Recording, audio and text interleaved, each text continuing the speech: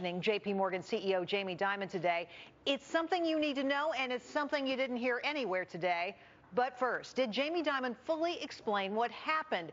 He admits he was dead wrong when he dismissed the trading loss as a tempest in a teapot, but did he go far enough in his explanation? Let's ask Alabama Senator Richard Shelby, the top Republican on the Banking Committee. Senator, great to have you on the show again, as always. Thank you, Jerry. You know, I expect kind of, a square off. It was billed as like the OK Corral, everybody slinging their guns, but in fact it was really pretty orderly. Were you satisfied with the answers to the questions you got? I was not totally satisfied because they weren't ready to answer them. In other words, JP Morgan Chase has a proprietary interest in the position they took dealing with the derivatives. They didn't want to explain, and perhaps shouldn't have explained in sequence what went on and how, and neither did the regulators want to do it a week before. But we will get that information. Other than that, I thought Mr. Dimon was rather forthcoming, but he was not giving away proprietary information. Perhaps he shouldn't. All right. Well, you asked a very interesting question, I thought, which was why, if there were 100 banking regulators on site there, didn't we know about these problems earlier? What'd you hear?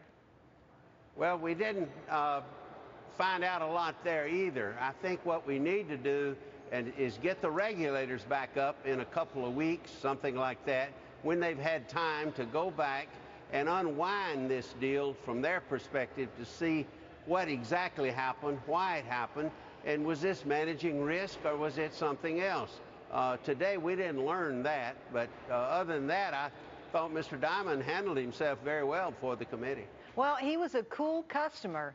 He apologized, he looked calm, he even spoke in a way you can understand when he talked about some of these complicated investments.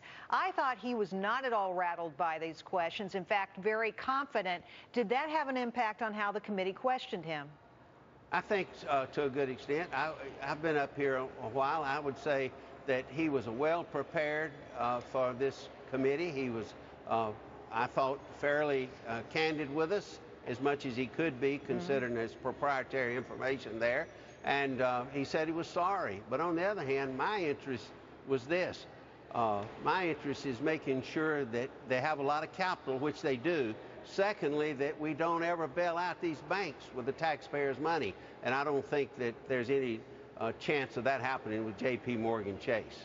Well, you've been very adamant about capital requirements and very interested in making sure they're high enough so these banks don't get into trouble again. The taxpayers have to bail them out with.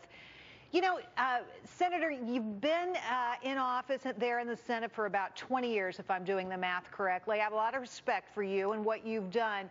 But I think the American people might look at this hearing and say, this Congress asking questions about the ability to manage money when we have a $1 trillion deficit for the third year in a row and $16 trillion, that is, in federal debt, just doesn't make a lot of sense, doesn't go down very well. How would you respond? Well, I think that that's a good question, a good observation. Perhaps we didn't need this hearing. No one's lost money, but I think it was driven basically by media interest and so forth. JP Morgan didn't lose money. I mean, they lost money, but they had capital to cover it, and that's good. We don't know what they were doing exactly, but we will find that out. But I believe that we have bigger fish to fry. We are hemorrhaging money up here. We're spending billions of dollars each day. We're losing it, so to speak. We're not looking after the taxpayer, and we're just basically, as Europe, we see Europe begin to burn financially. We're probably a year or so behind them. We better get our house in order, and what this hearing was about today was nothing compared to the problems facing this country. You're absolutely right on that. Boy, I can't agree with you more. There's trouble ahead if we don't change our ways. Senator, come back anytime. It was great having you on the show. Thank you, Appreciate Jerry. it. Thank you. Thanks.